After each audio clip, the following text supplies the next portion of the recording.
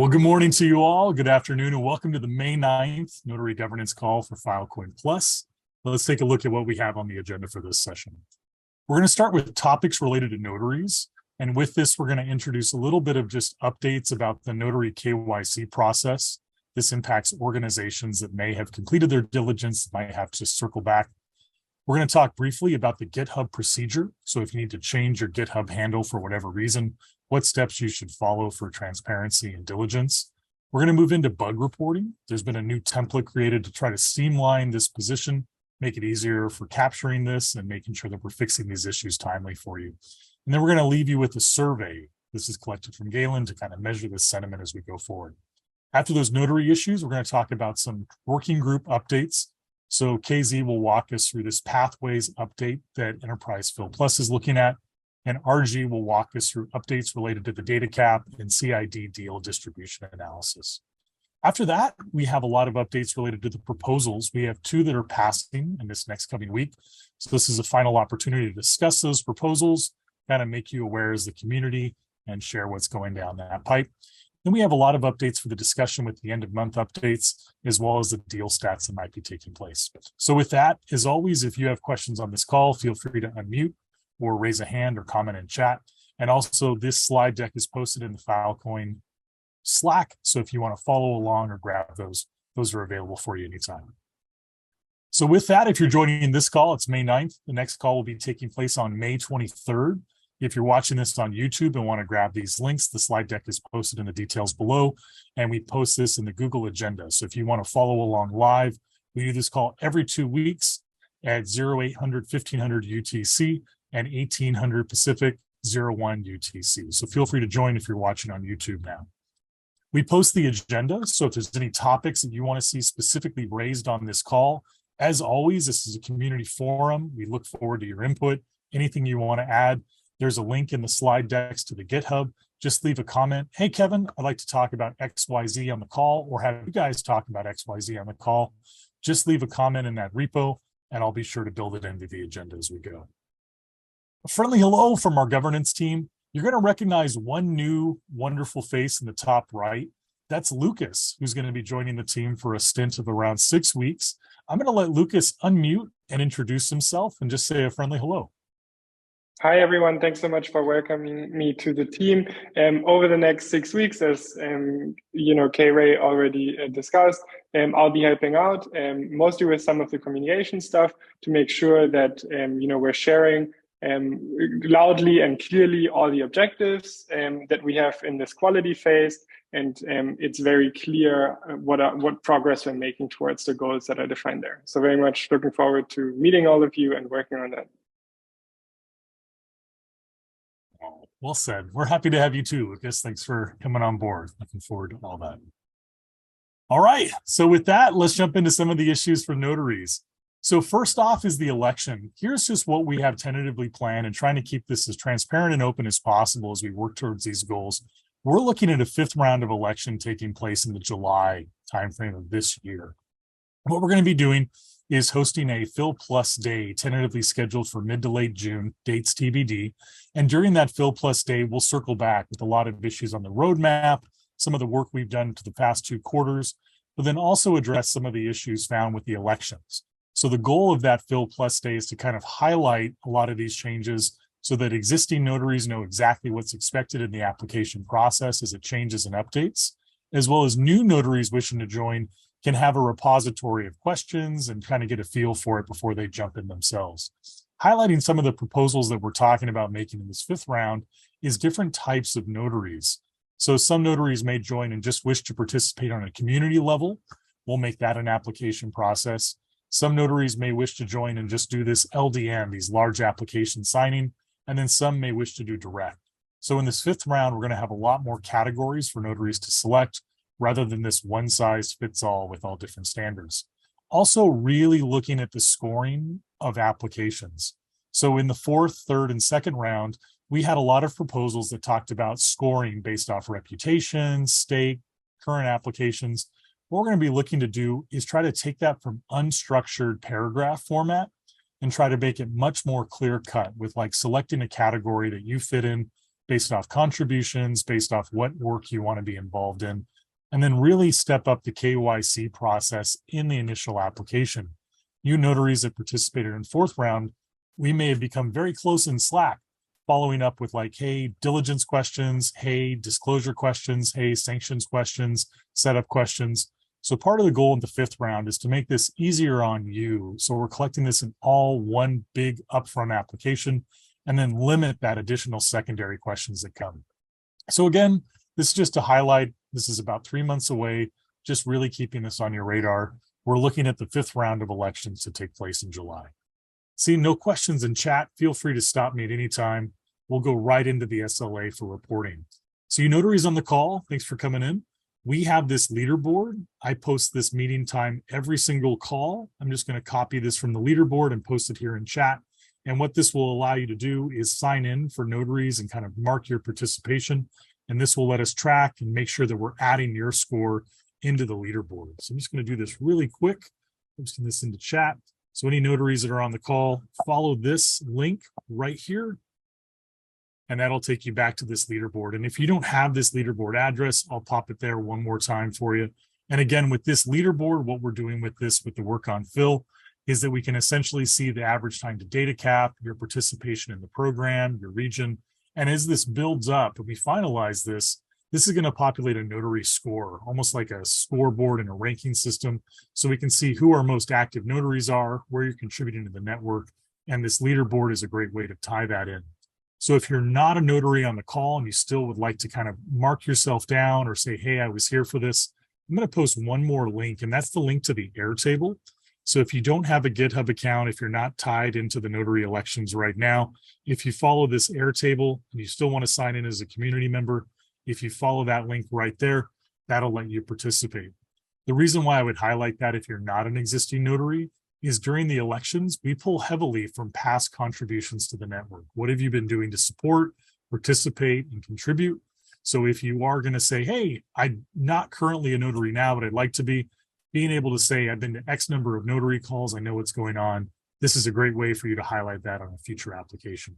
So you'll see all three links there in chat, the sign in for your GitHub for the Notary Datacap, Airtable if you're not currently a notary. If you have any questions, feel free to let us know in chat. All right, kind of a check-in for anybody who may be interested. Recently, in the past 2 weeks, we've had 2 separate organizations that have reached out and said, hey, for whatever reason, we'd like to change the GitHub account that's handling our notaries applications.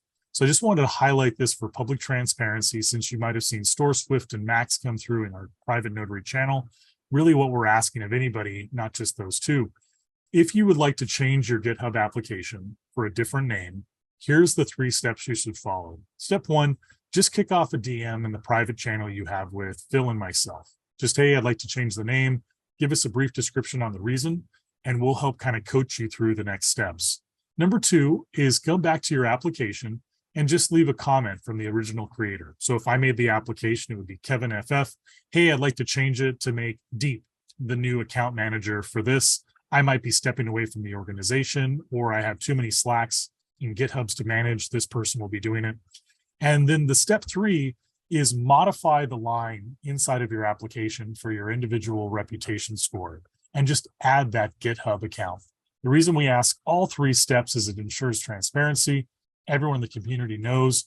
It also helps us with our reporting logs. So if in 2 years in the future, we have to come back, we have a good audit trail of why this change was made and who those GitHub accounts were. So again, thank you for participating in this StoreSwift and Max. We're going to be making those modification changes for you. Anybody else, just clear SA for you. So updating that GitHub is the steps we just followed. And it looks like I just spoke out of turn. So I'm just going to flip those. That was the slide I should have talked to. Flip on mine. Coming back to KYC.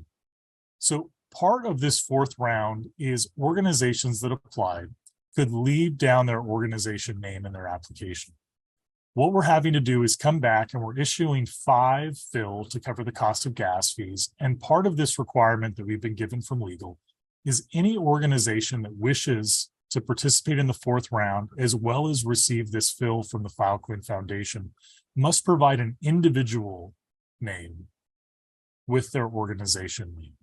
So this impacts around 6 notaries. You guys have been DMs with me already. I'm updating this right now. So this means if you have an organization, it might be the treasurer, your CFO, anybody within that organization, but it must be a human that we connect to. So again, this only impacts 6, but just making this clear and transparent, even if it's an organization that's representing the notary, we are asking that you share that information as a human. I'll go back and update your transparency on your disclosure forms to make that, and that'll unblock that Fil distribution.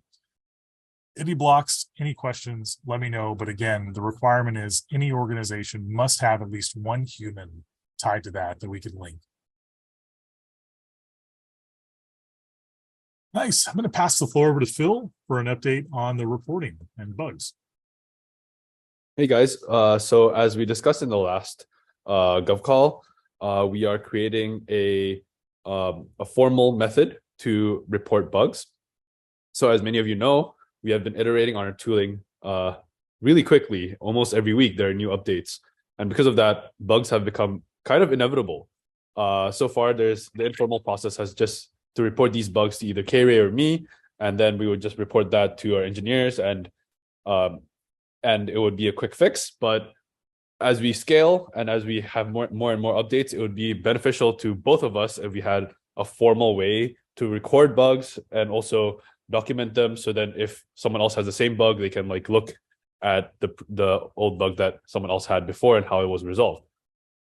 So what I did was we did a poll on the Notary channel to see what is the best way you guys would like to report bugs, and I think the vote of GitHub issues won. So right now, to consolidate bugs, we will tell people to put those bugs on GitHub issues with a formal template of how to report these bugs, how to reproduce, what device you're using, and what a screenshot of the bug. That would all be helpful.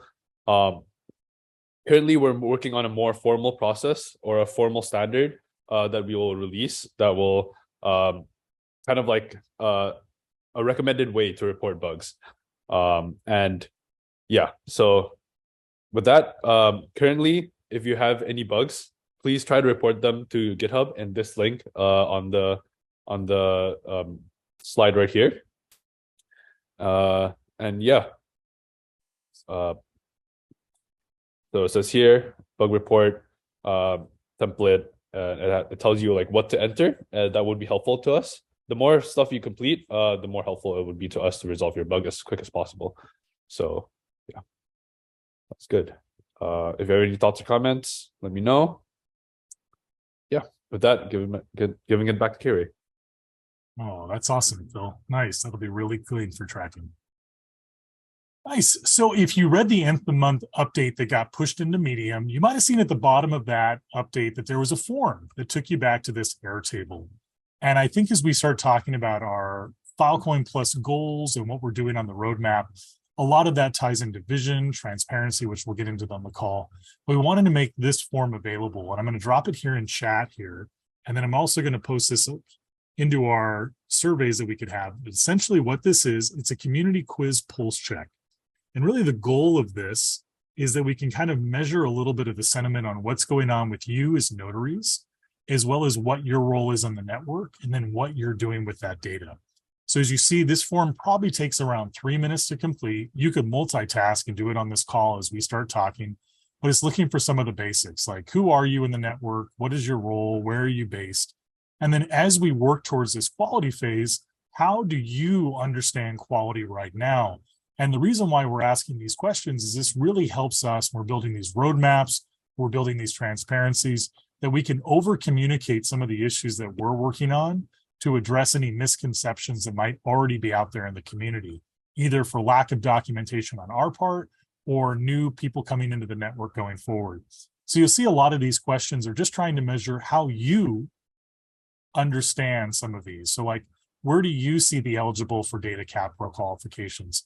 Where do you think that these come through? And again, this gives us a pulse on how you understand this currently, so that we can over communicate and correct anything that might not currently be in the system right now. Again, estimated time to complete this, 3 minutes. Put the link here in chat. It's also in the Medium article, and we'll be posting this in Slack shortly. So again, we really appreciate your time to fill this out. This helps a lot with how we're building these roadmaps out and communicating with you. And again, the goal is to hit the topics that you might need corrected or you might have addressed. That way we're not just harping on the things that we might think need to be talked and brought up. And with that, we're going to slide right into the working group updates. I'm going to turn the floor over to KZ, who's going to give us an updates on the Enterprise Fil Plus pathways. KZ? Thanks, K-Ray. Hello, everyone. So this issue should not come as a surprise. We've talked about this a bit in the past, but moving forward, we're looking to organize the application and the process and the flow by specialized pathways. And Enterprise Fil Plus essentially kicked this off by creating a different required flow for applicants. And so we want to just consider all the valid pathways that are potentially out there and begin to standardize those into different flows. Next steps for this are to sort of think about the different questions we would potentially need for each flow, develop requirements for any changes to dashboards, automations, and also develop clear applicant instructions per pathway. So on the right, you can see a list of pathway categories that we've come up with, broken out by data type and applicant type. So this will help us not only, again, standardize the information coming into specific pathways, but also allow us to manage, measure, and think about each flow differently. So open to any thoughts or feedback. There's an open issue now in the Notary Governance repo. Feel free to drop any comments that you have, but this is on the radar, on the roadmap, I should say, for the near future to start moving forward with these next steps. Thanks, K-Ray. That's all I got. Oh, that's awesome. We have a couple members of the working group on the call. Does anybody have any thoughts or feedback or discussion on this?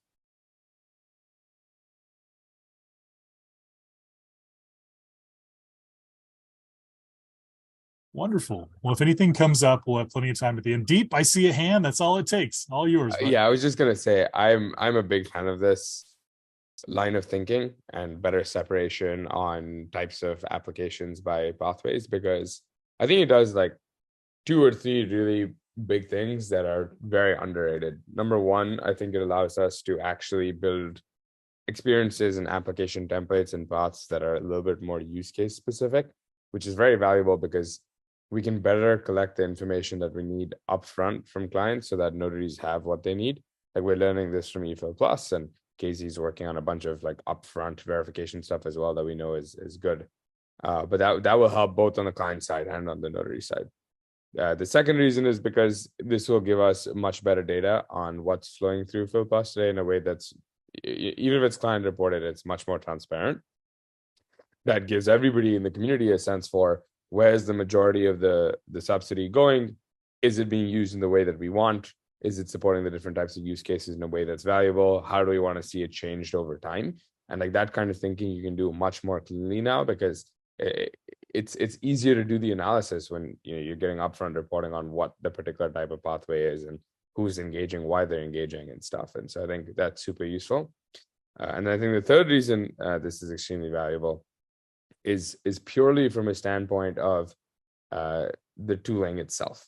I think that there's probably things that we're going to want to optimize, right? So for example, for completely open and public data, we're probably going to want to think about retrieval testing, whereas for private data, you're not.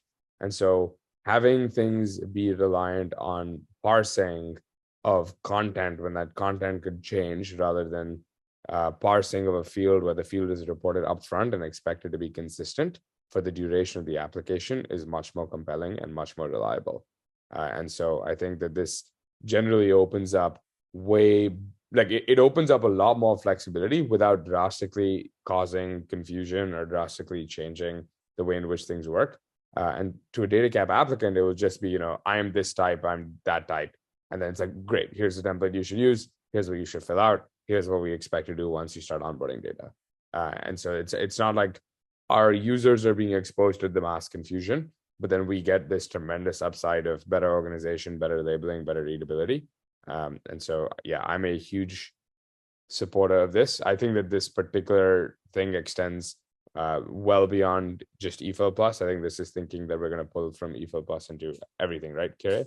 Like LDN overall effectively and structure that. Yeah, I would have seen personally, if asked, a lot of the lessons learned coming from Enterprise Fil Plus being migrated into the LDM, like take the diligence with Toggle, for example. So again, KZ leading the charge. Thank you. All right, we'll turn the floor over to the Trust and Transparency Working Group with RG for an update on CID and deal analysis for distributing. RG. Awesome. Thank you so much, Kerry. So I think, as mentioned previously, one of the efforts that we're working towards is starting to define objectively what quality means in Filecoin Plus. Of course, it's a very hard thing to do because everyone has a different opinion. Plus, it can mean different things to different people. But this is the first kind of effort to do that. Now, this graph that you see on your screen, okay, are you able to kind of expand it, or? I think that'll be super helpful. But yeah, essentially, as Kerry does that, this shows essentially the CID deal distribution analysis. So as defined on the right side of your screen, a well-distributed deal is defined as the sum of all three. This was actually an issue on Notary Governance that we posted. So the script and the query is available for everyone to view.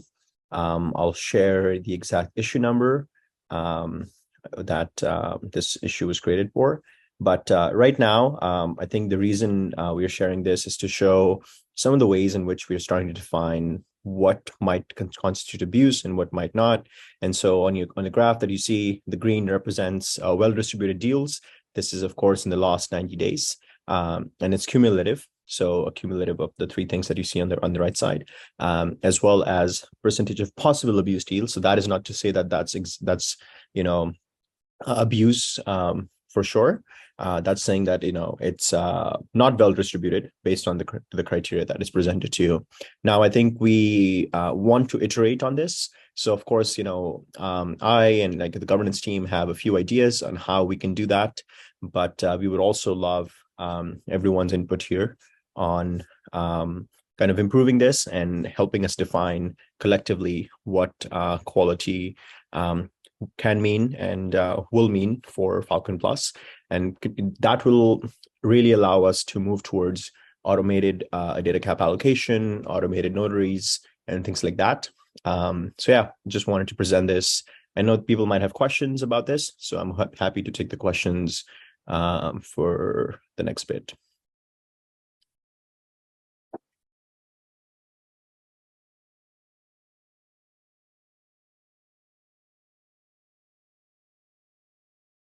All right, if no one has questions, what we'll do is we'll keep you updated. I'll also be talking about this in the next TNT working group call.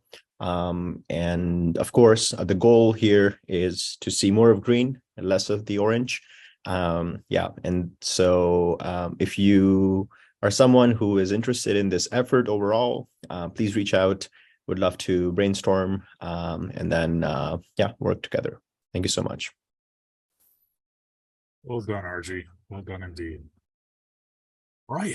The next phase is we have two proposals that have been open for around 3 sprints, around 6 weeks. They're reaching that closing period. So this is just an update from Simon to walk through what these two proposals were now that they're passing, and put these to make sure that they're on your radar and talk about any final questions you may have. So Simon, the floor is yours. Yeah, thanks, K-Ray. Hi, everyone. Like K-Ray said, just want to give everyone a quick update on this. As the workaround and the original workflow for the removed Datacap feature are being worked on. And I know we talked a lot about this in the previous calls, but we just want to announce that the proposal will officially close. A few requests to remove Datacap from certain client addresses have been made and are in the Notary Governance repo. So please check them out and then even comment if you'd like, so we can get the process started.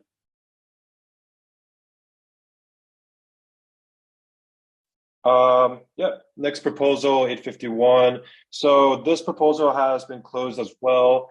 For those of you who have been looking at the proposal, I know there was a lot of back and forth going on with this one.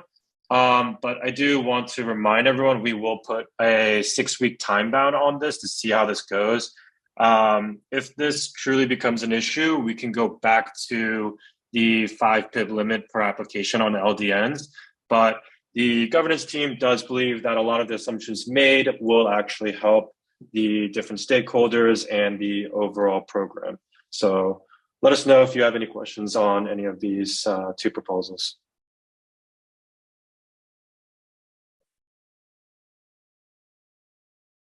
Nice. We'll go to chat or hand. These 2 proposals have been on the agenda for the last 3 weeks, or 3 cycles, pardon. So this shouldn't be anything new, but if anybody has any thoughts or final comments that weren't captured in GitHub that you'd like to make aware, this is a great opportunity, and we'll kind of pause.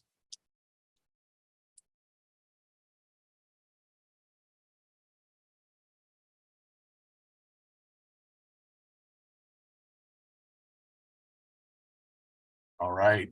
Well, with that, we talked a lot about the roadmap on last week's call and the week before. And so we wanted to kind of share some of the updates that you might see coming down the pipe with like issues that impact the community, whether you're a notary, a storage provider, interested party.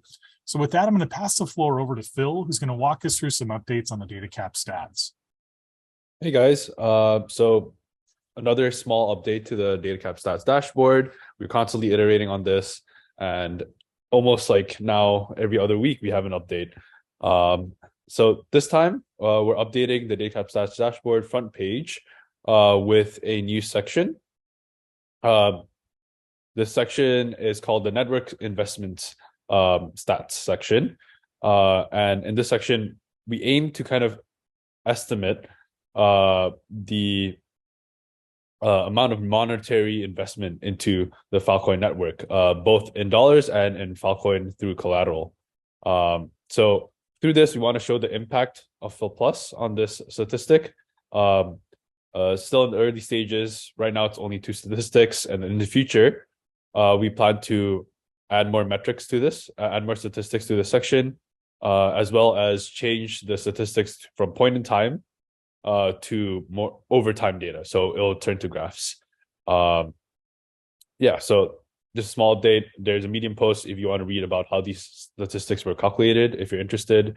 If you have any ideas of adding new stuff to this section, also let me know. Yeah, with that, Carrie, next slide. Okay, the other big update is that we just created soft launched this small website called filplus.fil.org/#/info. This is a dashboard, Fil Plus App Data Metrics. So the aim of this dashboard is to show statistics related to Fil Plus tooling, including the Fil Plus registry and SA bot. So whenever a notary, you all try to sign a proposal or propose a request or approve a request, it will show how many of them are successful and how many of them failed. Right now, the statistics are not well developed yet. For example, the failed, it still needs to be iterated on. The failed statistic still encapsulates all the failures, including the approvals and proposals that you all abort yourself. So this is not, the likely failure count is much lower than this. And going forward, we want to add more statistics to this page. It's still very much in early stages. If you have any ideas to add stuff to this page, any statistics you want to see, let me know at philippingus2 in Slack. And yeah, with that, back to Carrie. Oh man, Phil, I'm a fan. I like that a lot. I can't wait to see as that goes forward. Well done. I put the link in chat if anybody wants to look at that or kind of click around. This was obviously in the blog post that Phil put out. So if you have any questions, please let us know. That's only going to get better, Phil. That's awesome. That's good. Thanks, Carrie. Right. Deep, would you feel comfortable if I pass the floor over to you for updates on that end of month that you recently pushed out to Medium? Yeah, totally. I know that Gillen wanted to be here to chat through some of this, and I think he'll be hopping on in a few minutes. So if he's able to make it, he can definitely add some more details. But yeah, April's been a very busy month for us. And I think that this kind of clip is what you can expect from us moving forward as well for the next coming months. We've got a lot of work that we want to do during this quality phase and reshift the focus back in a direction that I think there's a lot of buy-in for, at least in the community, or so it seems. And so I put up this post yesterday in light of the governance call today and sort of get the conversation moving to think about bigger duration changes and movements overall, as well as give all of you a view into how you can check for yourself where progress is being made, things that you should read, things that are worth your time and being caught up on. And so I would highly recommend you spend, the 5 minutes that Medium thinks it takes to read this. I promise it's not that long. And there's a lot of fun links that you can choose to click into if anything catches your eye. Just want to take a second and reset back to where we were almost exactly a month ago, which was, I think, April 7th. We created that Medium space. We put out the announcement for the quality phase.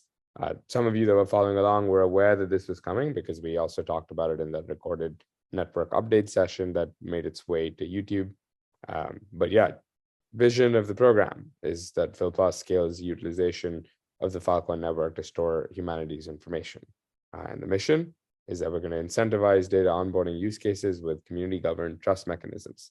And the intent is that it can be used to serve all client actors that are onboarding quality data, engaging in distributed onboarding. And this has been defined now based on what we heard from the community, both in terms of what the community thinks should be in scope, but also that the community thinks that there should be a clear definition for this. And so there is one. And then the specific goals that we're working towards, I like to call them by their sort of tag name. There's this one on enablement, which is 100% of all valid types of clients have a path to Datacap. There's one on transparency, which is the public visibility into all key initiatives and goals. And then this key one on quality, which is that we'd like to target 95% of new Datacap as allocated to quality data and use cases. And so how we measure that comes back down to the conversation that RG was having. I think it's up to notaries, data owners, SPs, and those in the Trust and Transparency Working Group as engaged community members to start to define these things and work together on reasonable ways in which we can measure our own progress. We, of course, will come with some proposals, but we're also looking forward to you being engaged on this front. The Medium post itself shows you some of the links to things that have been shipped this month. And so you should take a look because it's got a link to the roadmap, both the higher level one and the detailed one.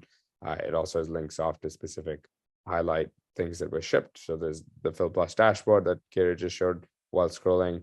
And you can see, what the changes were, what it looks like now, and sort of where we're headed. The second thing that we talked about, I think, is filplus.storage, the app, which, by the way, has also been open sourced. And so I know there was some feedback somewhere on, hey, can we get this done in a different language? Or can we get this done in a different way? The convenient thing we have in this community is that our entire stack is actually completely open and accessible. And so anybody could take this and build something that they think, is more reasonable for the use case they're interested in. So feel free to check that out. And then dispute resolution, of course, I think is a big one, having a public dispute tracker. One of the things that I wanted to call out here is that it's been up for about 3 weeks now. The first 2 weeks was like 3 to 4 disputes being open per week. The last week was 7 disputes. So it went like 3.5, 7 on average. And of those, 7 have already been closed out. Some interesting takeaways from action and consequences there. We've had the whole range. Like we've had like at the extreme, like soft end of that, it's been, we need to improve the documentation. Or we need to give a warning shot to a certain client or notary to say, hey, you're falling out of compliance here. It's likely to cause issues down the line. Whereas on the other side of the spectrum, we ended up removing a notary from the program. And so definitely, stay plugged into this. This is going to be a big focus area, I think, for people that are looking at the program and the efficacy of the program outside in. And so I would definitely recommend staying abreast of what's happening with the Trust and Transparency Working Group. I think this is going to be the biggest area of focus inside and outside the program. And then the graph that RG just pulled up on potential abuse in the system today, we're working on a couple of more different views, some that are like superset or overarching views, some that are tool specific. But the quality of the information available on the quality of the data being onboarded will continue to improve. I think the options that people will have to form their own opinions will also improve. So it's a matter of picking the right things and making sure we're highlighting the right things for the community to index on. Similarly, May is going to be busy too. A lot of big stuff coming. A lot of the stuff already in flight. So you've heard bits and pieces there. But as you know, right, this is all being driven by a roadmap that's completely public. You can check anytime you want. And please get in touch. If you've got suggestions, comments, questions, the best thing you can do is engage in GitHub. Every single thing we work on has an associated GitHub issue or a GitHub discussion topic. And so we'd love your attention there. And then the second best thing you can do is check out the roadmap and get in touch with us and send us your comments. And the way you can do that is in Slack directly. So if you've got questions about a specific item, the roadmap tells you who's working on it, and you're welcome to ping them directly. The second best thing you can do is just ping straight EFil Plus, the channel, the public channel, and start a discussion there if needed. One thing we are going to focus on, and what we're really hoping to partner on with Lucas as well, is sort of bringing in your feedback and sentiment in more predictable cycles. So if you've noticed, our end of week updates now have a little poll that says, hey, was this useful? We want to do more of that, and we want to make sure we're moving the needle in the right way. And so we're going to start putting out more systematic polling and opinion gathering, so we ensure that we're all focused on the right things, and the stuff we're working is the stuff that you think needs to be prioritized. With that, Kerry, I got a question for you. Do you want to talk about the end of month poll that we want to run now, or do you want to chat about that closer to the end of the call? Well, here's what's great, Galen. I'm going to pass that book over, or excuse me, Deep, to Galen, who's on the line. Nice. Galen, did you feel comfortable? We talked about it briefly, but kind of circling back on the poll. Yeah, totally. I am walking, so apologize if there's some background noise. But as we mentioned, Lucas is joining us for a little bit to help out. Hopefully he got an introduction shout out too, but he helped me put together this poll. We did a notary specific poll a couple weeks ago and had some questions on that around some of the FIPS that were open, as well as some of the directions that we were taking the Fil Plus program. And so this poll, we want this to be the broader community. So this poll is not limited to notaries. I want to reiterate that. We want everyone in the Filecoin community to go submit a response on this poll, please. It has some kind of check your alignment questions, just to see if we are thinking about these things in the same way, or if a large portion of the community has a different understanding or sort of a different alignment on some of these questions. That'll be really interesting and helpful for us to know. And then there's some sections about, overall, how satisfied are you, and what else could we be doing or should we be doing? So check that out. We'll probably leave that open for about a week to capture responses. We'll see how we're doing. We'll blast that in some public channels as well. Let everybody know it is open to everyone, not just notaries. So this is not limited to one reply per organization like that notary poll was. So if you have someone who you work with that handles more of the SP operations and you handle more of the notary operations, you should each fill it out independently and submit your answers. So check that out. It's on Airtable. It should be accessible to everyone. We didn't restrict access to any sign-in. So let us know again in Slack if you have problems filling out that form. And we look forward to seeing the replies. Thanks. Oh, that's great. Anybody on the call, really appreciate it. If you get blocked and unable to hit that, please let us know. But as Galen said, that should be live and unrestricted for anybody filling that out. So with that, with the next 15 minutes we have on the call, open time. If there's anything that we've talked about on this call that's on your mind or that you'd like to flag, the floor is yours. I had a quick question for the notaries on the call. I know we've been pushing a number of updates to the registry front end to help that load faster and add some tooling. I haven't really heard from people if that's working well. Is it loading faster? Is it more reliable? Are you able to search and find applications by, proposal number or name and sign them, quicker and with more fidelity? Or are we still having a lot of bugs on that front end? I'd love to just hear either in the chat or unmute some anecdotal evidence how the registries work going for you right now. No news is good news. All the notaries on the call are having no problems. Okay.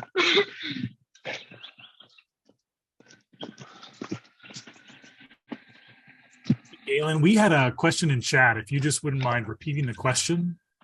Sure. I know that we were having some issues with the registry load times. It was taking a long time to load and pull in because there were so many open issues in the way that it was crawling. And we made some updates with Kiko that were intended to really speed up the load time for the registry so that it will populate faster and have more reliable search. And I just wanted to know if notaries were experiencing improved access of the load time of the search, if they were able to sign applications more quickly, or if we were still having issues.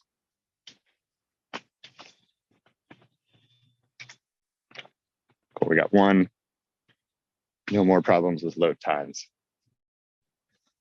It's good. There's still, I think, when I checked it the other day, I think there's still something like 400 open allocation requests. So the next thing that we've been working on are the saved replies where people can go in and, tag whether or not they are going to sign it or not and give a reason as to why they are not signing it. And there could be, a number of legitimate reasons to not sign an allocation request. But that just gives a little bit more signal to the client and to the other notaries as to what's going on. So the client doesn't think they're just being ignored. So love to try and get a little more traction from our notaries on those open allocation requests that we've been really pushing on quality, but even going in and saying, I'm not going to sign this and here's why, will help give some information, like I said, to the client and to those other notaries.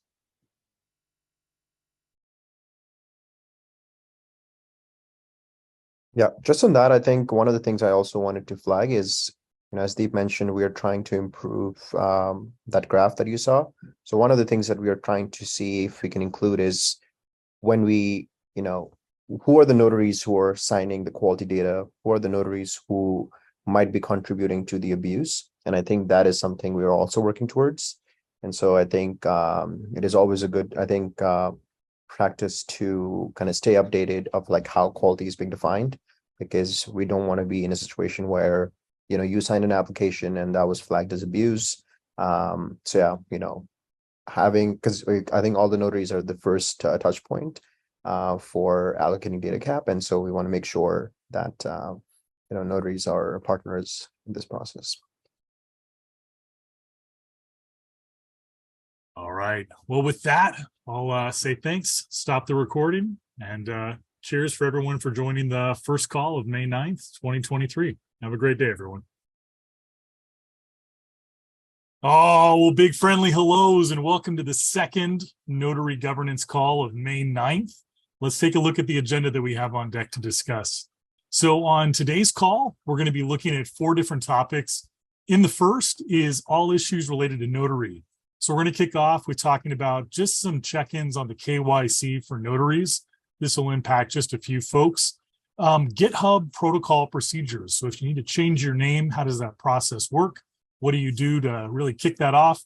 A new bug reporting template, hopefully to streamline it, keep you in the loop so you're not kind of in the dark messaging Phil and I, wondering what the status is. We're going to try to make that more transparent for you. And then a survey, what's going on in the world of not just notaries, but the community, but trying to get a pulse on how Filecoin Plus is being viewed. We're going to shift gears and go through 2 updates on the working groups. One comes from Enterprise Fil Plus, KZ's on the line, and I'll be speaking on behalf of RG for the Trust and Transparency team and the CID deal bot checker that they have. After that, we have 2 proposals that are closing. This is just a friendly update just to make sure that everyone's aware of those 2 proposals that are passing. Give you one last time to voice any concerns, thoughts, feedback on them before those wrap up. And then we're going to end the call with just a roadmap summary. So this got pushed out by Deep a couple days ago, kind of highlight what changes you might have seen for April, and then checking in on where to find work. In the morning call, we had around 15 minutes left for lots of Q&A. So if there's anything on your mind, feel free to always shoot a hand up in chat, unmute, ask as we go, or you can wait till the end of this call if there's something you wanted to discuss in more depth. We'll have plenty of time just to reiterate that. So with that, let's kind of kick off and see what we have in store. As a friendly reminder, if you're joining this call, we share these every 2 weeks. Today is May 9th. The next call is taking place on May 23rd. If you're curious to add this to your calendar, you can go to the Fil Plus channel in Slack. There you're going to find the link to this deck. If you're watching in YouTube, you'll see all these links below. But we have this calendar, add this, and you'll never be remiss on when the next meeting is taking place. And if there was a topic that you were keen to see flagged or discussed, and you wanted to make sure that got on the agenda, this is an open forum. Any topics, feel free to come into GitHub. I'll make this issue 2 weeks in advance. Any topics you want to see, discuss, flag, just leave a comment in that issue. I'll reach out, help you flesh out the slides, anything, or just give you time. So if you have any questions, want to see anything added, again, check out the GitHub for Notary, and we'll make sure that we allocate time for you as we go forward. As a friendly reminder, there are now 1 bonus person that's on our governance team here. Lucas is joining from Protocol Labs. I don't see him on the call now. Lucas, if you are, feel free to unmute and just step right over me. Lucas is joining for the next 6 weeks. He comes from Protocol Labs, and he's going to be looking at how our communication process is really working and making sure that we kind of give you the best bang for your buck. You might notice in some of the posts that we make, we'll give you a chance to give us feedback. Is this helpful? Is this not helpful? Do you want to see more content? So Lucas is really going to zone in on that and try to make sure that everything that we're pushing out is tactical, helpful, and not just noise for the sake of noise. Then again, we've all got our subject matter expert areas. If you ever have a question and you don't know who to route it to, feel free to send it my way, and I'll be happy to plug you in on the right channel to go forward. All right, with that, notaries, looking at you right now. Here's what we have coming on the pipe, elections. So this is all prepare to be prepared. In July of this year, we're looking at hosting the 5th round of notary elections. All these dates are tentative since they're still so far in advance, but here's what we're working on right now. In June, we're going to host another Fil Plus Day. During this Fil Plus, we're going to dedicate a lot of time for going through the election process. Very similar to how we did it at Fil Lisbon back in November, for those of you that remember. And the point of this is any common questions, the workflows, the documentation, really build that out to try to make it as simple as possible for notaries wishing to join or renew, answer any questions and go over it. Some of the changes that you're going to notice in this 5th round that we're working on is during the 4th, 3rd, and 2nd, a lot of the application in GitHub was set up in free form text. So you had to write a paragraph, you had to really fill in the blanks. And then for the governance team, we would go through and score that. So a lot of questions came up after the fact of why was I scored X? It was really kind of tricky to kind of suss that out if you might not have been selected. So one of the purposes of the new election that we're looking at is really make it drop-down categories. You pick the category, it's very clear-cut what that score will be. It's going to be much more transparent and part of that KYC process. So a lot of you notaries that have borne with dozens of DMs from me for KYC, for sanctions checks, for registry addresses, the goal is that we can just get that all at one time for you and spare you having to go back and forth through that process again and again. So this is just prepare to be prepared. We'll have a lot more information in the coming months as we get closer to this, but we're looking at the 5th round of elections taking place in July. I'm going to pause for a brief minute. If anybody has any questions or comments on this, love to hear it.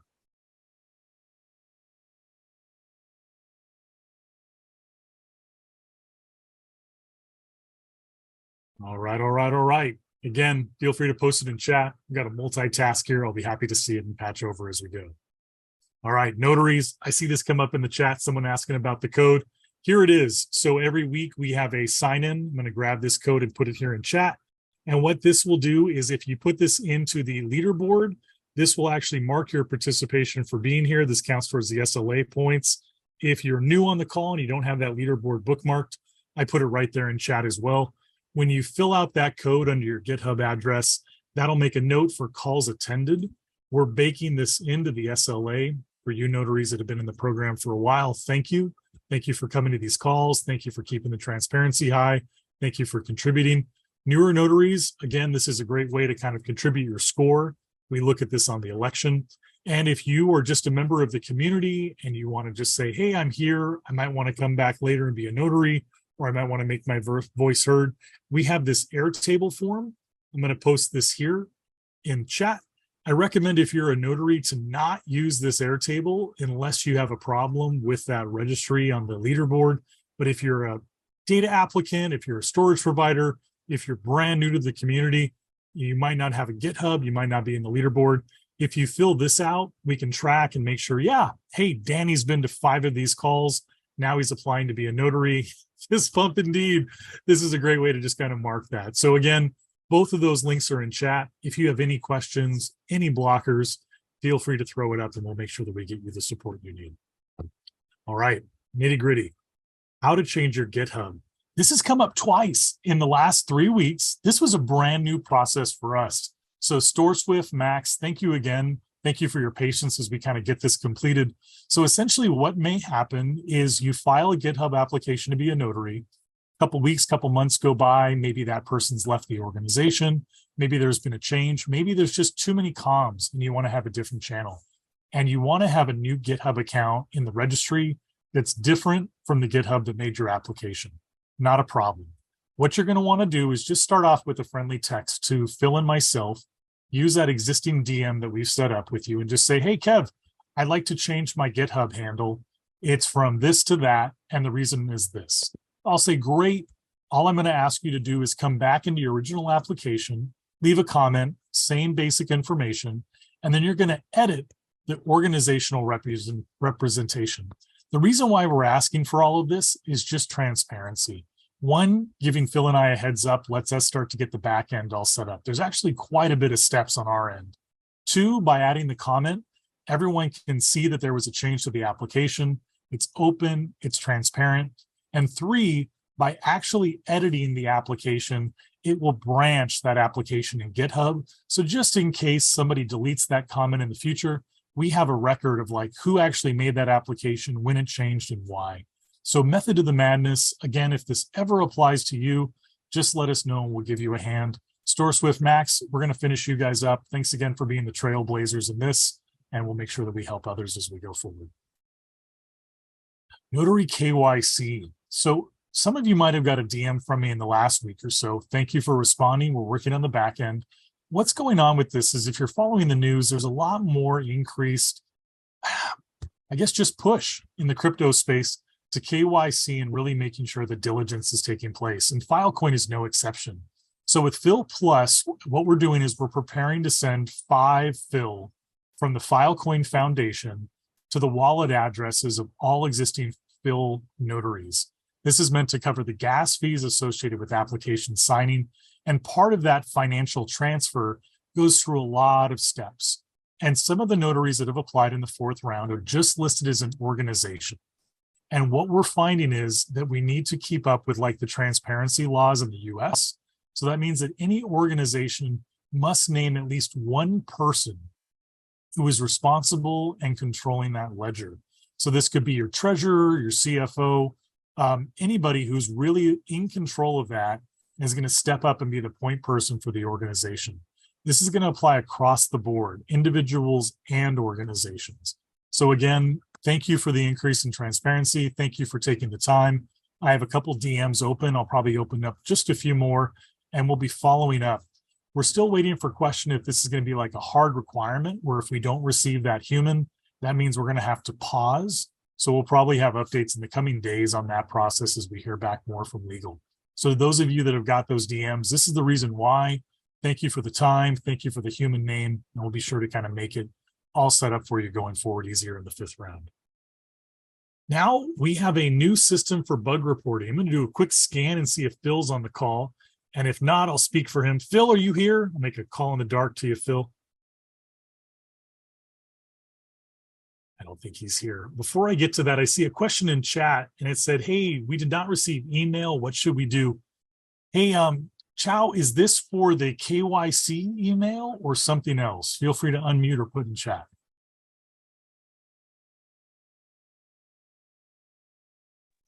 I think previously Galen said he sent out email to all the notaries, and a couple of us replied in the Slack chat that we have not received, and so far we still haven't received. I think that's what he meant, right, Chow?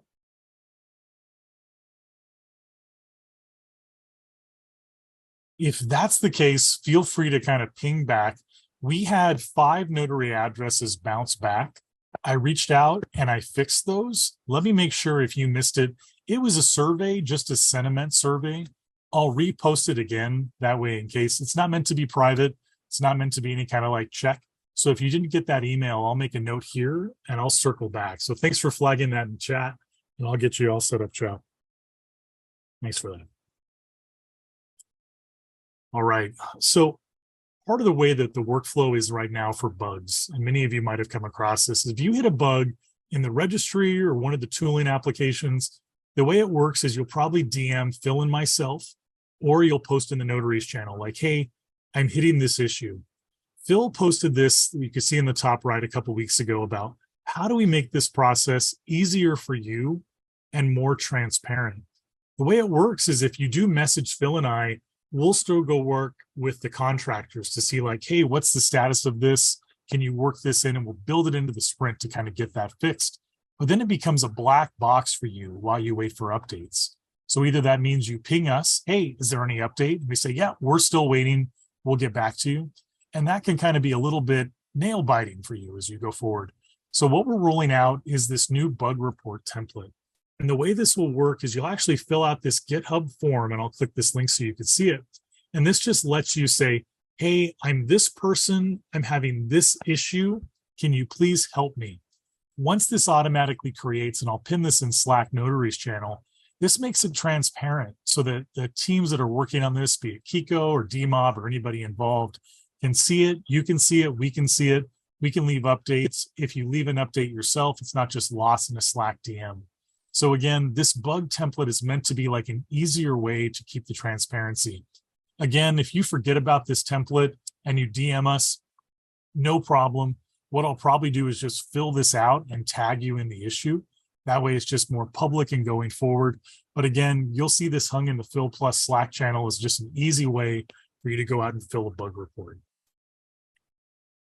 All right. Community survey. So this just got posted in the Fil channel, the public channel with 2,000 folks by Lucas, the new member of our communications team. And what this is meant to do is really get a pulse on how does the community see the program and use the program. The reason why this is being sent out right now is you might have seen like roadmaps, Medium articles, end of week updates. We're really working to kind of make it more known what work is going on behind the scenes. But what we want to make sure is like not just posting updates for the sake of posting updates. That benefits no one. And also making sure that we're updating on points that you actually care about, or there's blind spots in understanding. So this survey just got posted to Slack, and I'll post this link here so everyone can see it here in chat. This lets you come through and say, hey, I am a notary, I'm in this organization, or hey, I'm a storage provider or a community member. And then you select your region. And what these questions tell us is what blind spots does the community not understand with the program that we should work to close? Like, should Datacap come on? Or what does abuse look like? Or what does actually the quality phase mean? The time to complete this survey is 3-4 minutes. Heck, if you wanted to multitask on this call and knock it out, double thumbs up. But again, the point of this is to making sure that the quality of information is aligned to what you need from it. So again, any questions you have, let us know. The link's right there in chat, and it's also in the Fil Plus channel in Slack as well. So with that, I'm going to take a well-earned voice break and stop talking for a moment and hand it over to the much more wonderful Kevin. KZ, do you mind walking us through the updates on Enterprise Fil Plus? Sure. Thanks, K-Ray. Hello, everyone. I'm updating issue 872, which is a modification we're making to organize applications by specific pathways. This is not necessarily an Enterprise Fil Plus focused update, but I'm presenting it because we've been working on a different pathway related to EFil over the past 6 months or so, where as opposed to the normal flow that everyone is used to, we've added some additional checks, upfront checks, and also some SP notification and auto assigning of notaries. We've done a lot of testing within EFil, so this became its own pathway of sorts. So what we're looking to do is build off of what we learned from that and enable all valid pathways to have more standardized processes in place. We're looking at, you can see on the right here, the different data types. We're focused on either being open public data sets, commercial public data sets, or private at this point, and then also applicant type. Whether the applicant is the data owner, a data preparer, an SP, or a proxy, i.e. aggregator. So with these different combinations of categories, we can then begin to create more transparency, analyze, present different statistics related to different types of application pathways. So the next steps in this process will be reviewing sort of the question flow and seeing if there's any needed changes for different pathways, developing requirements with the tech teams related to automations and dashboards, and then developing some clear instructions for the pathways. Definitely open to any ideas or feedback related to this. If anyone thinks of any other areas that we're not necessarily addressing within this, please let us know. But this has become more straightforward, and like I said, in the past 6 months with the addition of EFil Plus, and we're looking to just sort of categorize each pathway more clearly, so we can take advantage of the data it will offer. With that, I'll turn it back to you, K-Ray, if there's any questions. Super sweet. Looking forward to this. Trailblazer as always, as I like to say. Does anybody have any questions on how this will impact the Enterprise Fil Plus program?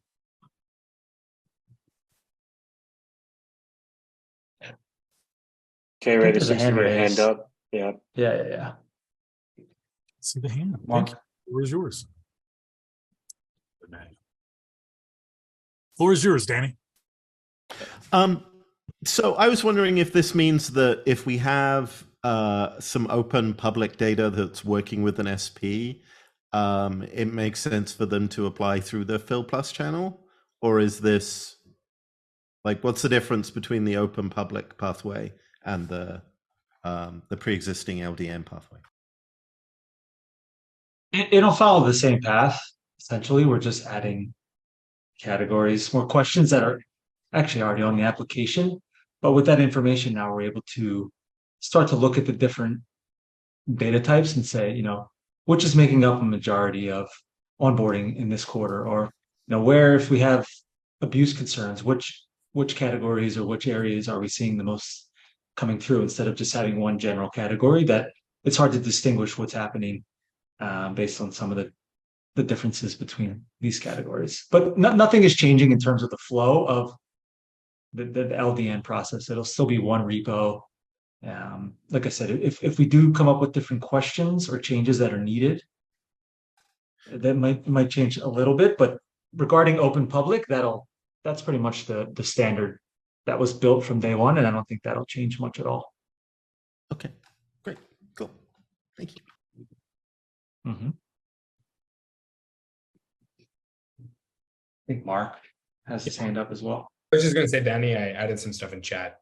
If it doesn't make sense, let me know and we can speak to it as well. Yeah, quick one from me, Kevin. So the applicant type can't be a client? Yeah, well, we're calling it data owner in this slide, but data owner / client. Okay, yeah, that makes sense. Yeah.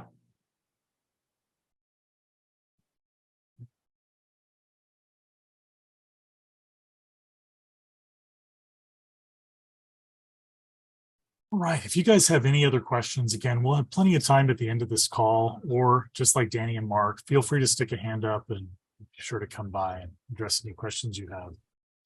All right, moving on, trust and transparencies update. Speaking on behalf of RG, what you're looking at on the screen right now is a CID deal distribution chart.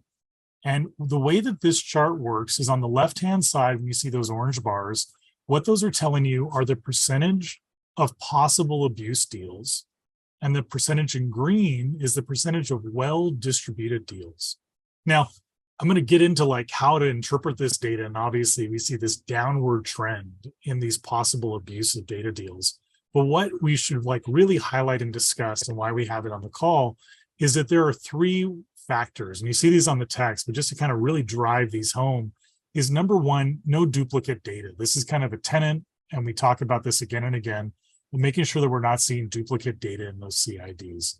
Number two is that there's no sharing across that CID data across those addresses. So making sure, one, no duplicate data, two, no sharing, and that those onboarded data have not made a deal for the past few weeks. So like really looking at it in those three. So it's very easy to kind of see this downward trend as trust and transparency really steps up in February. And as we look at the last 90 days from February, March to April, we see this slow tick. It's not a drastic, there's no sudden spikes or bar drops. This is a gradual process. But one thing to highlight with this data that we're looking at is just being mindful that this doesn't like really represent like any kind of client canceled deals or any kind of issues that we might have where like that might be taking place. So what we're highlighting is like this right now is still like a private, very much iterative in-process dashboard. There's a reason why we're not sharing the link. It's that it's still very much in development, but we are sharing you the link just as a community to know this is kind of how trust and transparency is framing the problem, is like at a macro scale, how are we ensuring that like the core tenets of this Filecoin Plus program are being adhered to? And how are we looking at addressing that when we find like violations, fraud, abuse, and then really kind of working that system down? And this is really kind of handled with like programs that RG's put in place, like the Trust and Transparency Resolution Tracker, taking it out of Slack where it's very hard to manage, very hard to triage, very hard to like share resolutions, and put it in a way that it's public.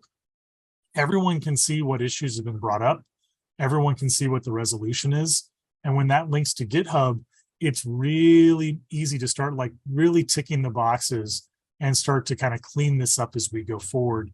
And this is going to play into what our end of month is talking about, that quality phase of Fil Plus in 2023.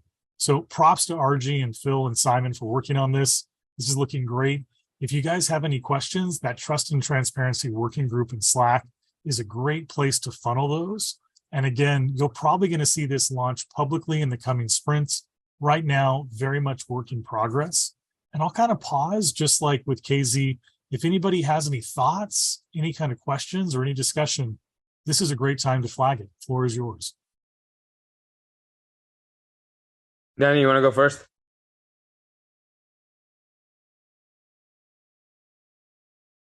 Or maybe your hand just didn't come down. Yeah, no, it was just an old hand.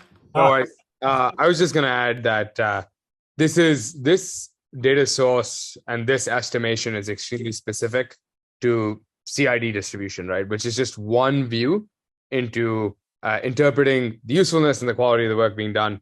Deal distribution is a very important facet and a very, very good read into how people are onboarding stuff, but it's not necessarily like a very good indicator of potential abuse in and of itself. In that, like a lot of stuff that's distributed well may still be abuse of the system, right? People could be falsifying their Datacap applications. People could just be packing stuff and distributing like garbage regardless and still using Datacap for it. So this is a step in the right direction. This is also one step of many steps that we're hoping to take in parallel, in that we're looking at many different types of data sources as well that analyze data that we have on deals, as well as data that is being parsed through Datacap applications in a way that we can build a much richer view and a much richer estimation over time of potential abuse in the system. And so we're working on like a more overarching sort of estimation driven by the TNT working group, and then multiple data sources from different tools, this being one of them. And so I think you should expect to see a lot more discourse and a lot of traction in this idea of trying to measure potential abuse, trying to figure out the sources of it, and then indexing on really bringing down the high proliferation cases of it, so that over time we can ensure that the network-backed subsidy is actually accruing in the best way possible to achieve the vision of Fil Plus. Now I do have my hand put up, which is just to riff off what Deep was saying. I mean, one of the things about this is something with the bot that we've been actively signaling to folks in the GitHub issues. And so I think it's a good indication of people are seeing that and changing their behavior based on it. I don't necessarily think it's always due to abuse. I mean, if somebody comes up with a message that says, look, you have to do this, then you're going to do that. And it might just be an accident, right? The same with the feedback I have is a lot of people coming in, legitimate deals are coming in and being kind of confused about how they can do distribution over multiple SPs, because often they're in the first start of a process with a particular SP That's right. they have in mind. That's right. So yeah. I just want to call out that this isn't like a raw, just what the CID tool is doing. So I guess there's two layers to this. First point, I completely agree with you. I think one thing we've noticed with this data is that it's it's good at identifying potential abuse, but there's a ton of false negatives in this. In that, just because something is distributed well doesn't necessarily mean it is or isn't abuse. And so we want to, ship this thing alongside other views as well. Like, it in isolation is not enough to inspire significant confidence. But to your second point, one thing we did do is that the CID checker is not the only source of data driving this graph. It's actually coupled with a scraper on GitHub, which is combining addresses. So for example, when we see somebody apply, in like 8 different Datacap applications at the same time, you get like a 1 event, 2 event, 3 event, etc. And so we're actually scraping that, combining that into a unique client ID, and then looking at distribution of deals across that. And so that addresses for the people that are seeing, it looks like they're CID sharing, but really they're just sharing with themselves. And there's a second subcase, which is when somebody goes in order and like stores something with one SP ID and then with a second ID and then with a third ID. And that's where this third bullet really comes in, which says we're looking at, like, we think that for that to have been the case, there should be traffic in the last 6 weeks. Like, they should have been making some sort of effort to continue onboarding data. And that 6 weeks is maybe enough of a margin to say, oh, if somebody's been completely passive over 6 weeks and somehow still stored only unique data only one time, that's when we count it towards the orange in this graph. So if somebody goes and uploads a bunch of unique data, only does it with one SP, then with the second, then with the third, but there's a clear sort of trend line of that footprint going up, and there's activity in the last 6 weeks, that makes it into the green, not the orange on this graph, which I think is in line with what you're suggesting. Yeah, nice. It was more an observation than a suggestion. I think that, but it's great to know that this is sort of triangulating on something to find out what's going on that isn't just our pre-existing public metric. That's really good to know.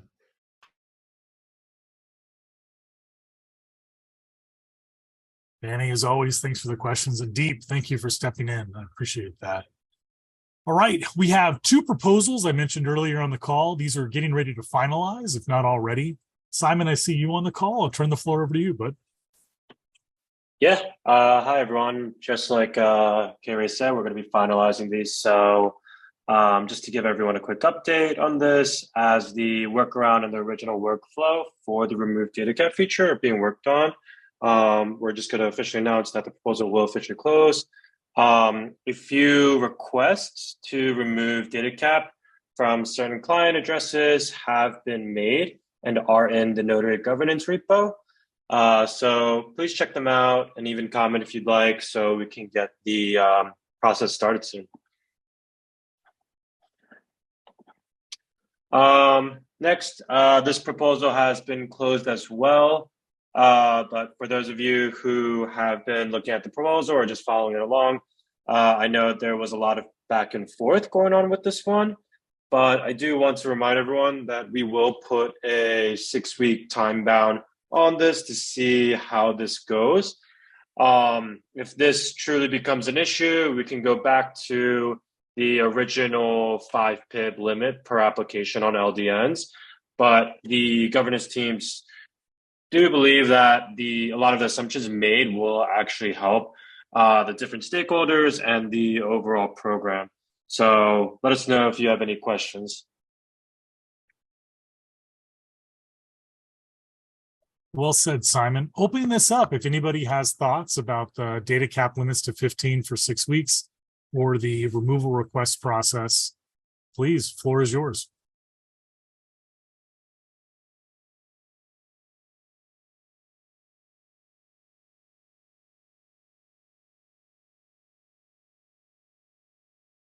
Yeah, if you don't have any questions now, but if you have any questions in the future, feel free to Slack me about them too.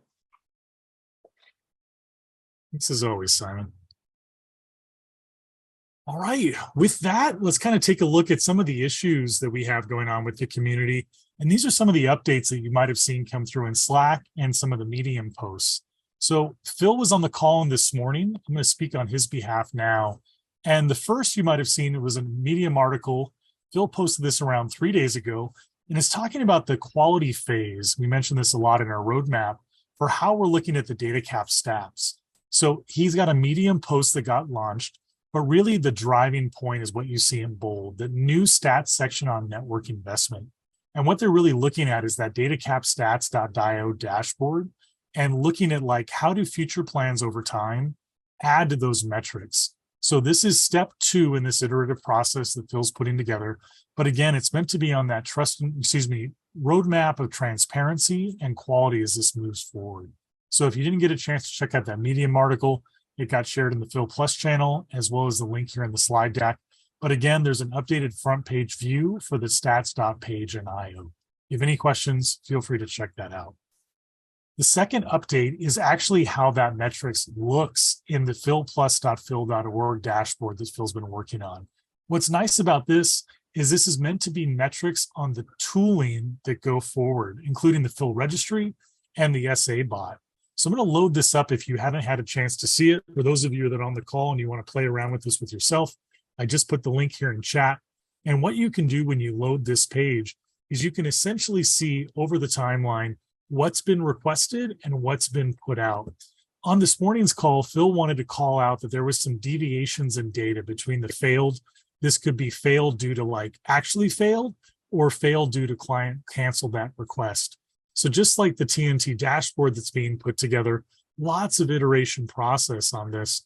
But what this is meant to be is much more of like a public facing view of the health, of the strength, of where that data is coming from, so that you could see this yourself as notaries, as community, as storage providers, as interested parties. So this is now live. You can check this out. This is all for your view.